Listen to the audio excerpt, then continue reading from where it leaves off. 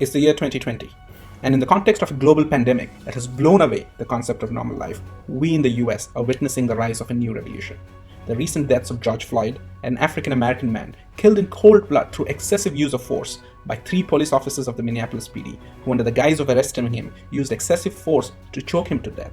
And the death of Breonna Taylor, a 26-year-old black emergency medical technician who was killed by the use of excessive force by the Louisville PD in Kentucky, who barged into her home without warning and started shooting and fired 8 rounds while she was unarmed, has brought into limelight the practices of police departments across the country, especially when they are engaged in use of force against suspects of color.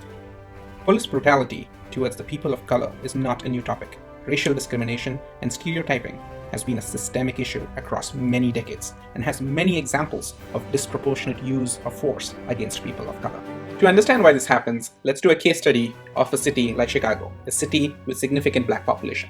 The population of Chicago is about 32% white and 32% black, but about 72% of the victims of police force are black. One reason for this could be that the police department in Chicago does arrest more black criminals. According to the 2010 crime statistics from the Chicago PD, 75% of the arrested suspects of crime for murder were black, and about 86% of arrested suspects for the crime of robbery were black.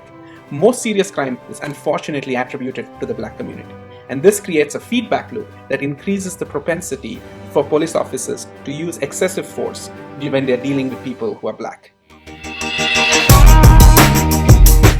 Well, here's an idea for an intervention that can help. We'll use mixed reality.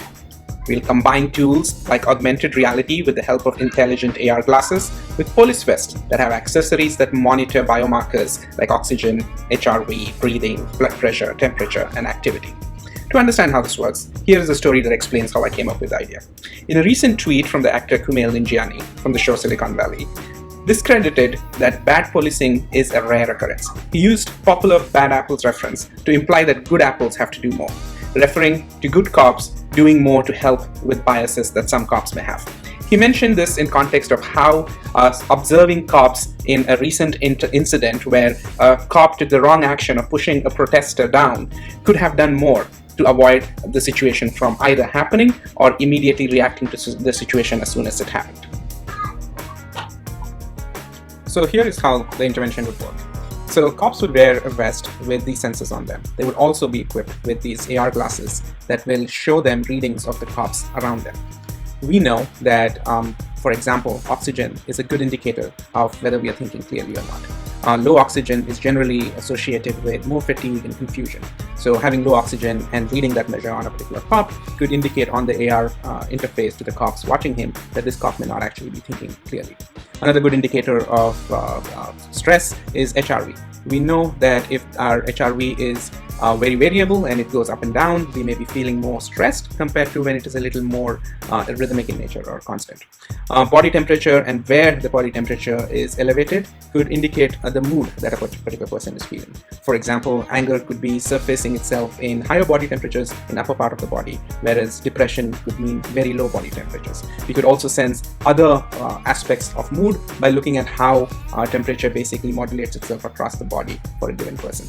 Basically how this works is if cops are engaging with a particular suspect and they're in this high stress, high velocity situation, the cop that's actually engaging with the subject, either restraining him or chasing him or looking for him, the other cops who are looking at this particular cop could be actually monitoring, just using their AR glasses, the vital indicators of stress and anger and emotion in this other cop. And if they sense that this cop is very on the edge and may make a bad decision, they can actually help him calm down or switch roles and another cop can take on. Similarly, if a cop has just taken down a suspect that has been very angry and this cop is showing higher levels of anger because he's been maybe, for example, punched by that suspect, then another cop can immediately look at these sensors that tell him this cop may actually do something dangerous and stop him and say, hey, let me take over, you're not looking, or have a code word that says, hey, you're looking red, please stop, And again, we can also use AI to boost all this capability and make the system self-aware so that all these indicators that pop up on your AR screen will actually be more relevant and personalized personalized to that cop who's wearing the vest,